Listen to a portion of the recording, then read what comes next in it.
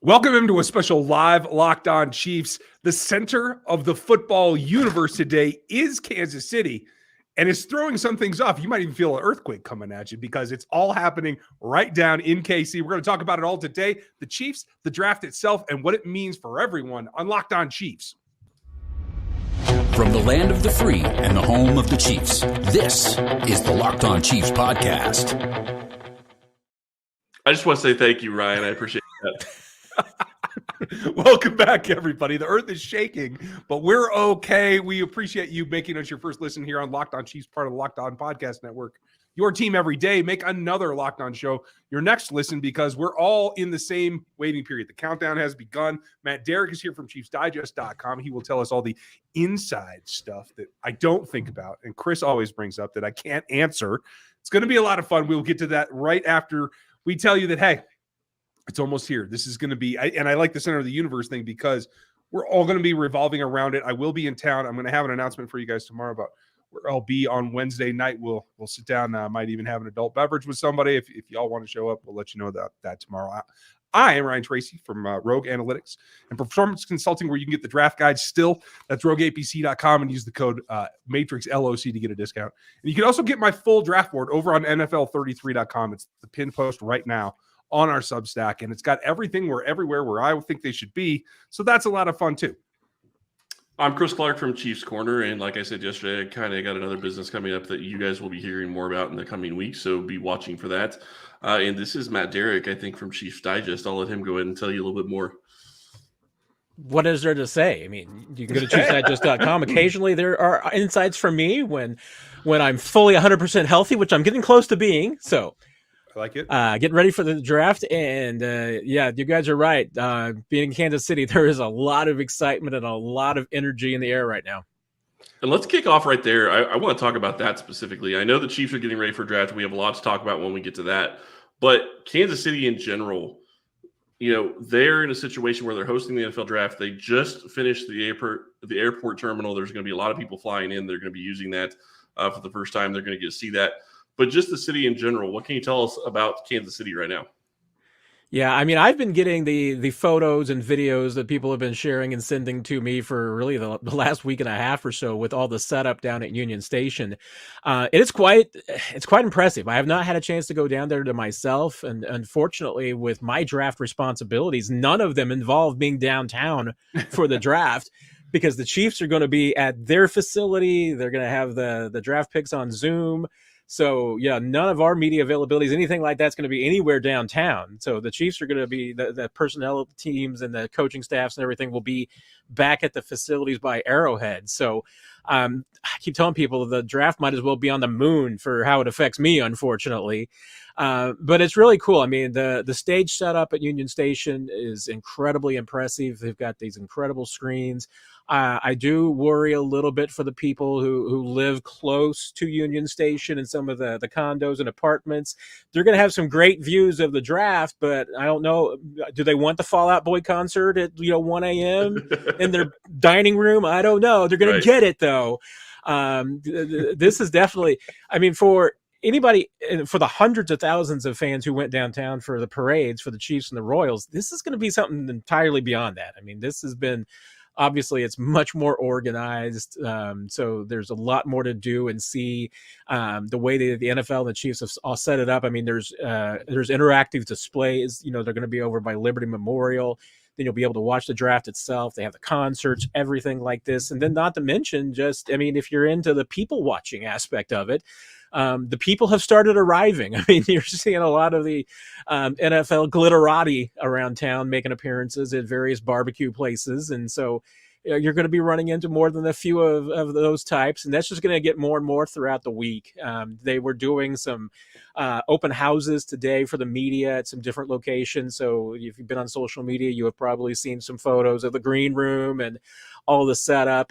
It's really impressive. It's very cool to see in Kansas City. And like you said, Chris, I mean, this is a coming out party to a degree for some things that have been going on in Kansas City between the airport and a lot of things are going on. So this has been a part of a really big stretch in Kansas City sports between this and the culminating in 2026 with the World Cup too. So it's a really exciting time for a sports fan to be in Kansas City and to be able to experience what's going on here. Well, and if I remember correctly, sorry, Ryan, really quick. If I remember correctly, they're doing a mock draft or a mock simulation of the draft tonight at Union Station, aren't they? I believe I heard that. So yeah, they're going to be they'll do some run throughs and everything like that. And it's hard to do any of those behind the scenes. So you're doing it on the largest stage that the NFL has ever constructed. So yeah, it's everybody should be getting some pretty good experiences down there. I just have down in an earlier round, and Sugar, we're going down swinging in my head now, Matt. Thank you very much. You're welcome. That. I will save you guys from singing it because I only do country. But the big thing for me is you mentioned the green room, and I think this is a chance for, especially if the Chiefs were to still be in a position to select someone that's in the green room. We know that it's a limited number of guys that are going to be here in town in there.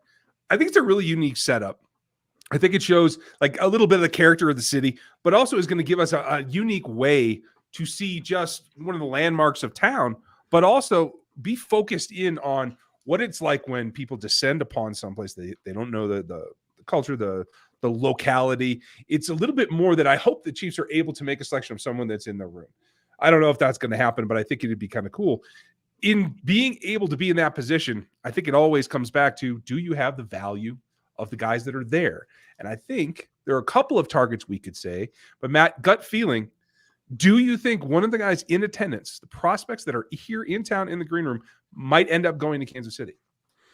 I mean, there's a chance. It gets more difficult when you're back at 31 because the NFL is hoping beyond hope that, frankly, everybody on the green room list has gone before then because they don't want to be sweating out having one or two players back in that green room and having to worry about whether or not they're going or not, or have to wait until Friday night. I mean, they try to design it so that the players who are invited are going to be comfortably into the first round. There's some question marks on that list. And enough to make you wonder that, hey, were the Chiefs asked to say, hey, who's the one player that, you're taking at 31 that we can invite that we know is going to be good, you'll definitely take off the board.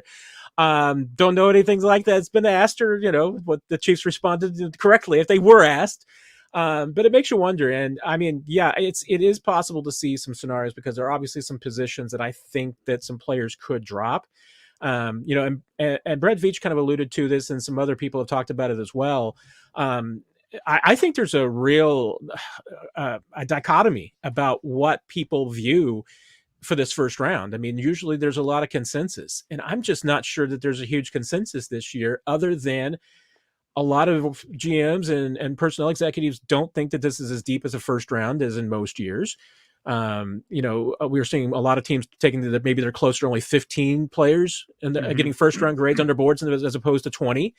And there's maybe not as much uniformity amongst those lists, that it's a different 15, with every team a little bit more. So that's what to me just makes this year a little bit more unpredictable. And yeah, I mean, as much as I think it would be exciting to make sure that the Chiefs draft at some point in the first round, whether they move up or they stick at 31, I mean, I don't think that's going to be a hindrance. I don't think they're going to be locked in. I mean, Brett Veach, certainly from what he told us last week, is willing to move out of the first round if the right deal is there. And if they don't feel like they're getting value at 31, and they can with a trade. They might not be locked in, Matt, but they will definitely be locked on.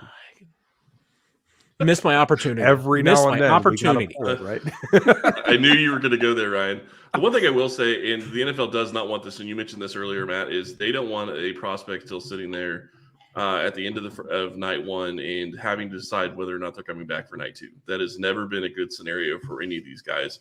So I think that that's a good thing for the NFL to kind of try to figure out those guys. And you're absolutely right. And Ryan and I have talked about this earlier this week. Most boards only have 15 guys on them, and they're not all going to be the same 15 guys, but that's not a lot of guys. That's not a lot of players. When you're talking about being pick 31, good luck getting a pick that's going to be in the green room, in my opinion, at least. It makes it difficult. I must be a sweetheart this year because I have 19 guys in the first round, and I have the most of any analyst I've talked to.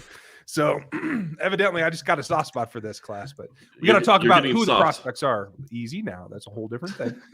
We're going to talk about those prospects and who might line up, or be in position to be sought by the Kansas City Chiefs right after this. And I want to tell you about our friends over at Built Bar. If you're looking for a delicious snack but don't want all the sugar and calories, then you need the best tasting protein bar ever, Built. You absolutely have to try this. What makes Built Bars so good? Well, for starters, they're all covered in 100% real dark chocolate. That's right, real chocolate. And they come in unbelievable flavors like churro, peanut butter brownie, and cookies and cream. And now you don't even need to wait to get a box. For years, we've been talking about ordering Built Bars at Built.com, but now you can get them at your local Walmart or Sam's Club while you still get your specialty flavors still at Built.com. That's right. Head to the nearest Walmart, walk to the pharmacy section, and grab yourself a box of Built Bars. You can pick up a 4-bar box of cookies and cream, double chocolate bar, or coconut puff. If you're close to Sam's Club, run in and grab a 13-bar box with our hit flavors, brownie batter puff, and churro puff. You can thank us later. So much to talk about when you start looking at prospects and where Kansas City could go. Matt, let's just dive right in. Where do you feel like Kansas City is really centering their attention right now? Yeah, that's what's been really difficult to do because the Chiefs have played their cards pretty close to the vest. Brett Veach gave us a little bit of insight last week, but I don't know that he necessarily told us a ton as far as, where their direction is going to be. I mean, I think you could certainly, from his comments, pick out a few things. And I think one, obviously, is that a consensus, there's a lot of cornerback depth in this draft. Chiefs just win a lot of cornerbacks last year. So, and sometimes the position that Brett likes to talk up the most ends up being the position they don't take at all. So, take over everything that these GMs say going into the draft with a grain of salt. Sometimes it's what they're saying is not necessarily intended for the fan base. Sometimes it's intended, the audience is intended for other people. I've come down to kind of a floating philosophy a little bit on what the Chiefs are going to do with 31. My thought process is that I think it's most likely that if they trade up, they're trading up for an offensive tackle. Wouldn't rule out necessarily trading up for a defensive lineman, but I think that if you told me that the Chiefs were trading to 21, I think it's because there's an offensive tackle that they like that's available that they got a first round grade on. If they stick at 31 and one of the premier, or at least top tier, maybe top 4 wide receivers are on the board, I think that's the most likely target. Not ruling anything on it. That's not like a 90% clinch or anything like that. I mean, and it's certainly going to depend on how the draft unfolds. But I think if they were to stay put at 31 and there's only 1 or 2 receivers off the board, receiver might be very likely there. If they were to trade out of 31 and pick up some more assets and move back into the second round, I mean, almost anything is on the board. My sleeper pick in that scenario would probably be tight end. I think there's a lot of depth at the top of the draft. And let's face it, I mean, the Chiefs need to consider life without Travis Kelce, because whether through retirement in the next, between 1 to 25 years or injury or anything else, you may have to play sometime without Travis Kelce. And I think the Chiefs need to be a little bit more prepared for that. And there's certainly have kicked the tires on a few players in this draft. So you just look at the players that the Chiefs have talked to and put most of their interview resources in that are first round caliber candidates. I think they would probably mostly fit in those categories. I mean, there's been a few tight ends, offensive linemen.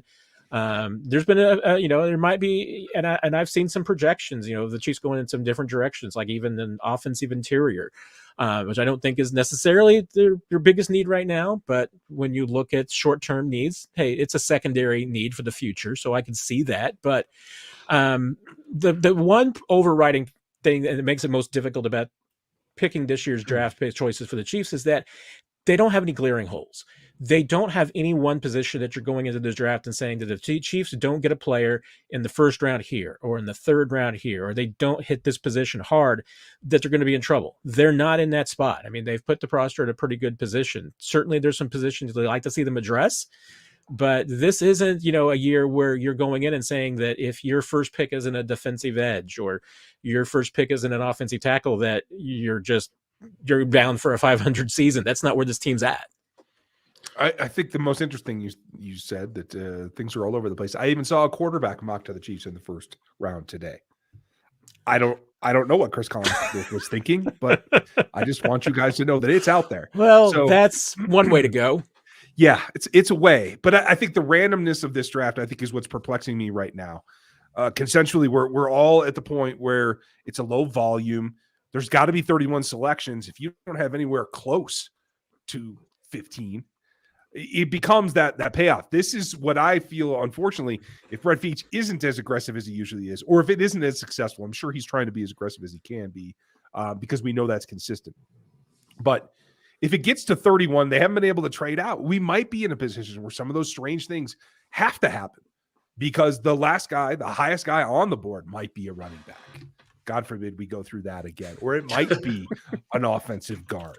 And that's what I'm trying to stay my hand for and be a little bit more contrite about what has to happen versus what I think will happen. Just do me a favor, Ryan, and don't say that it's not going to happen.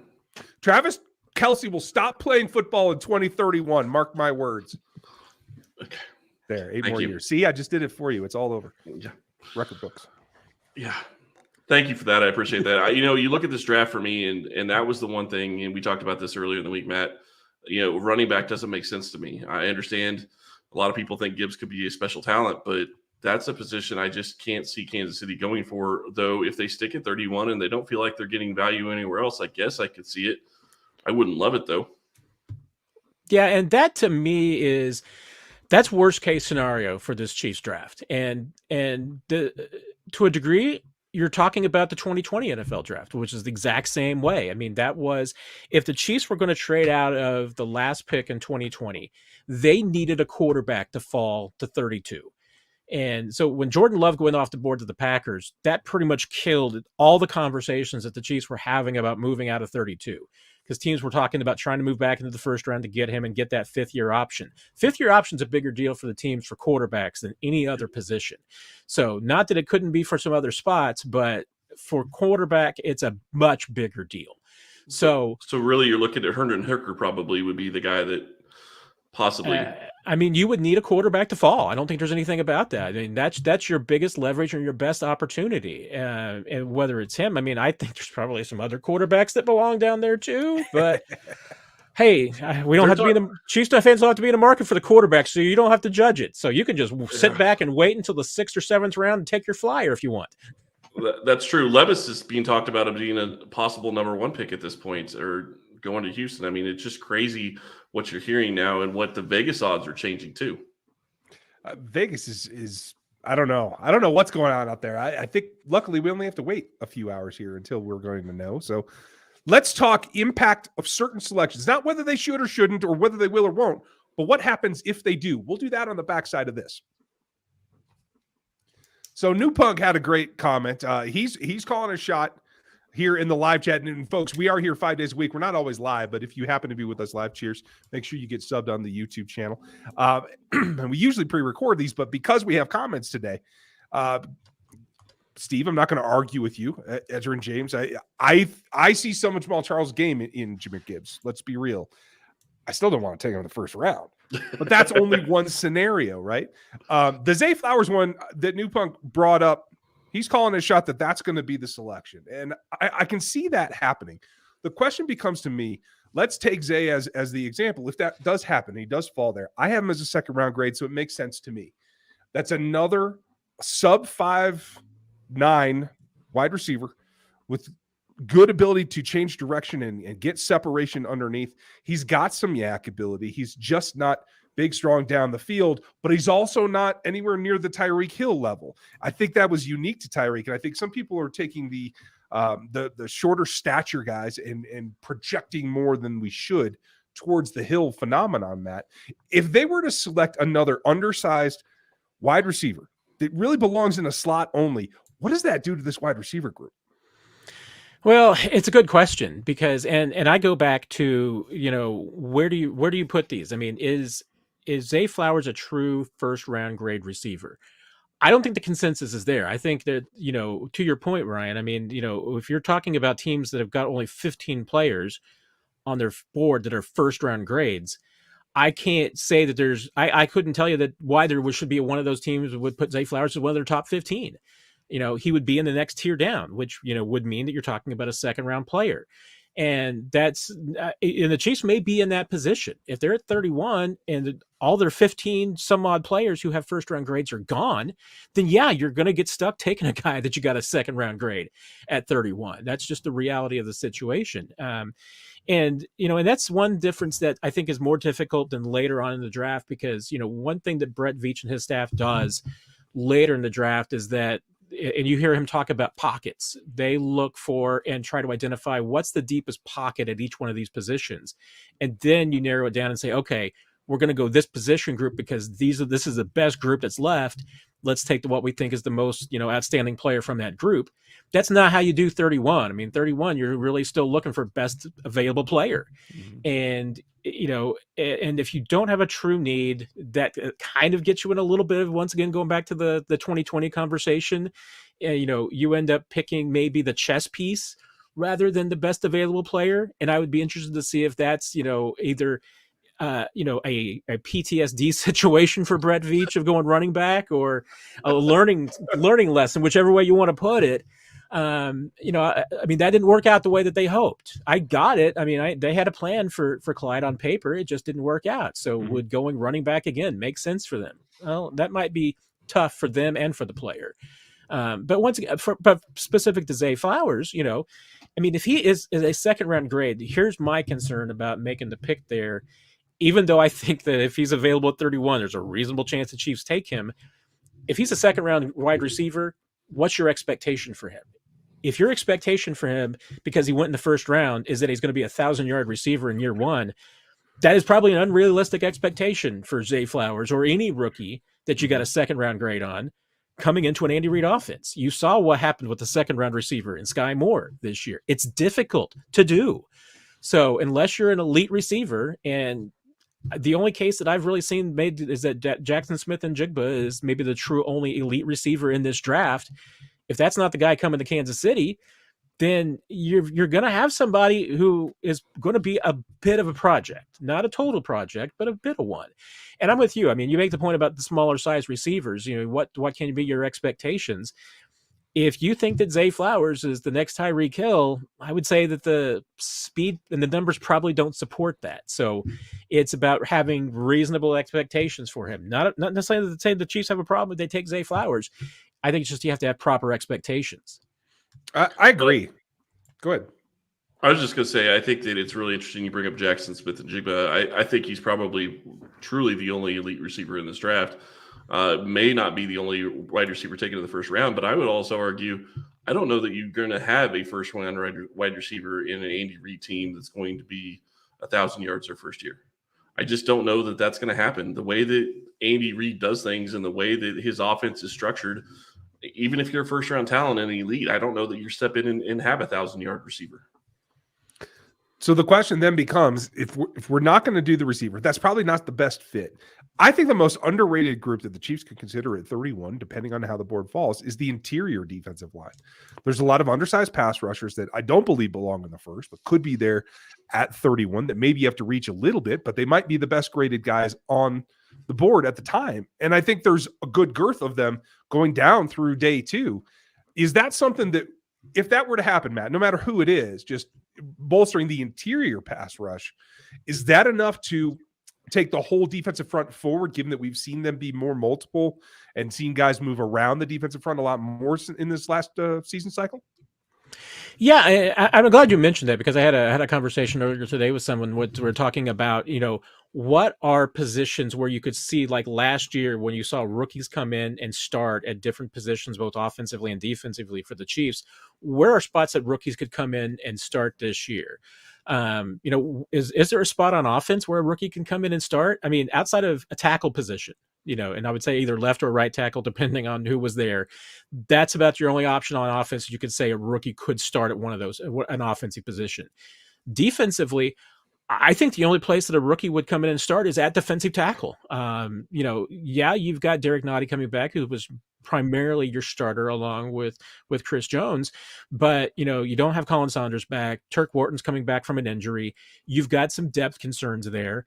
But, you've also, Derek Doughty hasn't necessarily just exploded and taken that job. I mean, he's been kind of a good journeyman for the Chiefs and just reliable, but he hasn't necessarily been an explosive, starter at that spot. And you also have to prepare for, even though that the Chiefs have talked about being optimistic about getting a Chris Jones extension done, one is not done.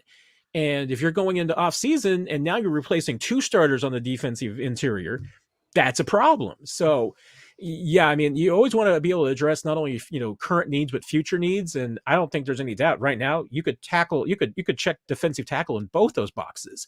So I think you're right. And I think the Chiefs are lucky in that regard, that I do think that's a fairly deep group. There's some players that I like that do kind of go into the beginning of day 3 that I think could be good fits and intriguing for the Chiefs. But I think that's going to be true about even if they stay at 31. I mean, I think there's intriguing possibilities at different spots, maybe differently than the ones we're talking about. And that's why I say like a tight end might be a sleeper for me for the Chiefs in an early round pick, because it's the one that we're just not talking about much, but there is some depth in that top pocket, as Brett Veach would like to say. Well, you have to wonder how many players or how many teams are going to be looking at a tight end in the first round, just because there's so many other different positions. Although this is a very deep tight end draft from everything we've heard. I am curious, Matt, you said that the only position on offense is probably tackle that somebody could step in and start. So if Kansas City was to go Gibbs, and I'm not saying that I think they will, but if they were, you don't think Gibbs could take the job from Pacheco? Very possible, but I would think that in a normal situation, I mean, like that, especially if the guy coming back as a starter, he's Isaiah Pacheco would get every chance to be the incumbent, and it's the other guy who's going to absolutely have to clearly dethrone him. And yeah, I mean, I could absolutely see Pacheco holding on to that. There's plenty to like about Gibbs. I think at this point, Pacheco's done more than enough to prove that he's deserved to be the starter. I don't argue that. I bring it up just because it's interesting when we start looking at the different positional groups, and I think you made a great point that they could actually have a starter step in the first round. You only really have 2, defensive tackle and offensive tackle. If you go anywhere else, you're probably not going to get a starter, at least this year. And while that's probably going to be okay, that's something that a lot of people are going to like. But it is a reality of when you're a Super Bowl champ, that's actually, frankly, the way it should be. I mean, it should be hard to crack that starting lineup. It's more difficult in free agency now, so you're going to have those positions pop up more frequently. But and considering how successful the Chiefs draft have been the last couple of years, that's also a good problem to have. I mean, it tells you that you're drafting well if you don't have a lot of starting positions up for grabs. Yep. Let's hope that it stays that way. If we had to do here just as the one thing that you think is going to happen, shot in the dark, Matt, who are you calling your shot for to be the first selection, no matter where it is? Man, and see, I'm going to almost fly against everything that I have said here thus far, because, I mean, I think it's more likely than not. That's not 50%. I'll peg it at around 40%. I think the Chiefs will stay at 31. So we'll say that's about a 40% likelihood. I'm going to go probably 35%, and that's probably a little high. I'd probably, if I were really breaking it down, I might go like 43 and then 37 or something. I mean, maybe a little bit lower for that. But as far as Chiefs trading up, I think that's the second most likely possibility. Third would be trading back, because that's a little bit smaller percentage. But who are they going to pick? I mean, more than likely than not, I think they're going to stick at 31. And then who's it going to be at 31? I think the one group that's going to slide through is receiver. I mean, I think that the top edge, players at offensive tackle will be gone. I think that the top interior players on defense will be gone. I mean, there will be some good players there, but I think if you're talking about just, true team needs and impact, I think it's going to be receivers. I think it's Zay Flowers. I could be surprised, but I kind of feel like there's going to be a receiver, and it might not be Zay. It could be another, and the Chiefs have kicked the tires on some of the other receivers too. So It could be another name there. I don't feel good about it. I mean, because I don't think that, this isn't I've had good feelings about some picks in the past. I felt pretty good the Chiefs were going to take Nick Bolton in the second round 2 years ago. Don't have that kind of clarity this year on where the Chiefs are going to go. But I mean, I think they're gonna target receiver at least once or not twice. I will say this: my big bold prediction, though, and that's maybe probably not that big and bold, but Chiefs are going to be active in the trade market. I think they're going to try and they're going to be involved in some conversations. You're going to hear a lot about the Chiefs being talked about as far as probably some rumors going, especially since there's a couple of receivers that might be on the market or could pop onto the market. And the Chiefs are going to be rumored in every single conversation about a wide receiver. Yeah. Really quick, I have to ask the question just because it's so out from what they normally have been doing at the position. Do you think it's that they have real interest in a guy like Quentin Johnston or another big body type wide receiver that they really haven't had? I mean, when you look at their wide receivers, they haven't had that type of guy. Yeah, I mean, it certainly does seem like they have shown some interest in some big-bodied receivers. I'm not convinced that it's not just coincidence, as far as just these being players that they feel like are good receivers. I don't think it's a matter of them saying, "Hey, we really need somebody who's 6'4" to provide something different on this team." I think it's more about they're just looking at who they think are the best players who could fit in and pick up Andy Reid's offense and click with Patrick Mahomes. If it's a bigger receiver, I think it's almost just a bonus at this point, but I haven't gotten the sense that this is specifically going out and saying, hey, we need a bigger body because that's the one thing this team is missing. Well, there's a couple of missing pieces. There's a lot of selections coming. We'll see how many they actually make, folks. We are going to be here all draft weekend. We'll have reviews. We'll have shorts for you. We have all kinds of things. Send around the YouTube channel for some of the short content, but make sure you get liked and subscribed here on Locked On Chiefs on YouTube right now. Make sure you go to ChiefsDigest.com and read what Matt's putting out. You may be able to see some things there too. I'm just saying. Check out NFL 33 for the draft board. Check out RogueAPC.com for the draft guide. So if you get a name selected that you don't recognize, I can tell you it's in the book. So go grab that. Use the code MATRIXLOC. I'm excited about this. I'm going to be glad to be back in town. Let's have some fun. Are you guys as pumped as I am? This is going to be exciting. I mean, there's no doubt about it. You can feel in Kansas City, you can feel the energy starting to get going. So this town are going to have a good time. Looks like there might be, I think, rain one day, and it's going to be a little chilly at times, but I think KC's ready for this. KC's ready for a party.